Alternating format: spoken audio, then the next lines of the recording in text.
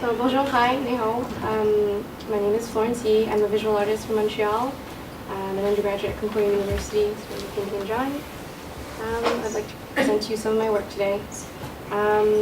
Most of what I do is centered around, I guess, being me, being Asian, being Canadian, being a woman, being born in Montreal, having somewhere between second and third and fifth generation of a lot of displacement, traveling in my family, and how that all fits into what people think of me here.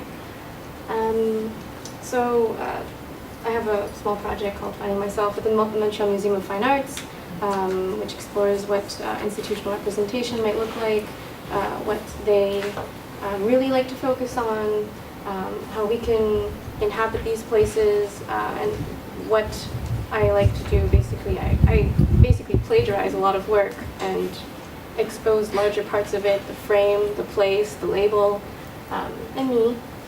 And these are other examples of the work in the series as well. But I am thinking more in future projects, perhaps centering less on me, because I'm still very, normative body, thin, pale, East Asian person. Perhaps like including more group projects, more like, I don't know if I'd like to expand it more to this sort of larger Pan-Asian community. And a lot of my work also centers around my grandmother and her house, her relation to me. It's a lot where I've learned how to speak, how to act, how to dress. Her house, I find, is just a ready-made metaphor. These are paintings of, the middle one is a painting in her house. And she has this really nice wallpaper in there too. I use this photorealistic style as a way both of translating materiality. This is a watercolor painting that was done in ink and brush, now it's done with oil paint. There are many layers of transformation that go on between my experience and my grandmother's experience of this place, and then the school's experience of it, the public's experience of it. This is pretty, maybe self-explanatory. I've been trying more to maybe focus on how, I don't want to say proud, but how I might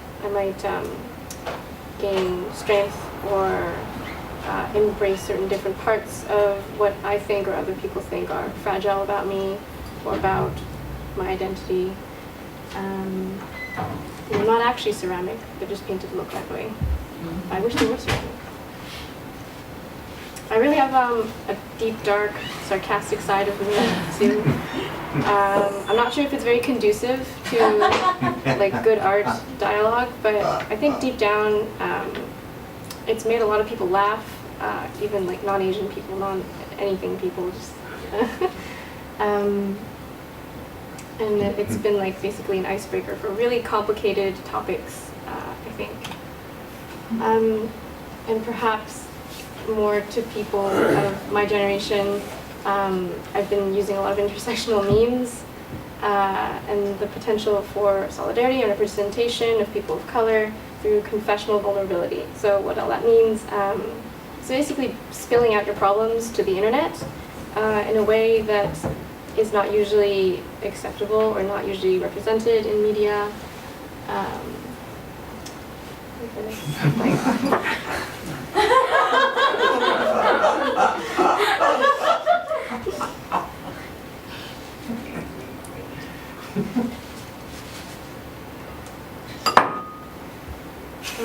So I really do love my grandmother, and I just love making work about her and with her. More of my grandma.